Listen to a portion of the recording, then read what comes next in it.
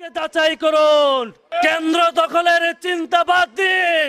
এদেশের মানুষ সচেতন হয়েছে, কেন্দ্র দখলের দুঃস্বপ্ন আপনাদেরকে এদেশের মানুষ আর করতে দিবে না। এদেশের মানুষ নতুন করে জামাত ইসলামীকে কাছে পাওয়ার জন্য অধীর আগ্রহে অপেক্ষা করছে। এই লাকসাম মনোহরগঞ্জে নতুন বাংলাদেশ বিনির্মাণে একজন যোগ্য প্রার্থী আমাদের সামনে জামাত ইসলামী নিয়ে এসেছে।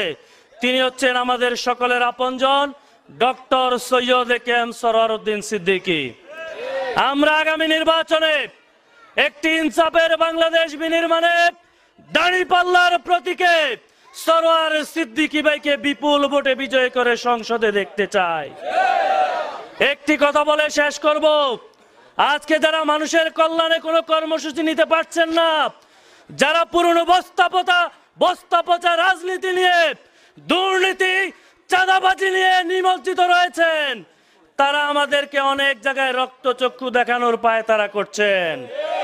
তাদেরকে বলতে চাই, অনেকে জুলুম নির্যাতনের পরে 17 বছর আন্দোলন সংগ্রামে জামাত ইসলামী দেশের মাঠে পরীক্ষিত রাজনৈতিক দল হিসেবে আত্মপ্রকাশ করেছে। অতএব আমাদেরকে রক্তচক্ষু দেখানোর আগে নিজেদের অবস্থানকে যাচাই করুন, কেন্দ্র দখলের চিন্তা বাদ দিন। এদেশের মানুষ সচেতন হয়েছে, কেন্দ্র দখলের দুঃস্বপ্ন আপনাদেরকে এদেশের মানুষ আর করতে দিবে না। সম্মানিত উপস্থিতি, দাঁড়িপাল্লার পক্ষে গণজোয়ার সৃষ্টি হয়েছে।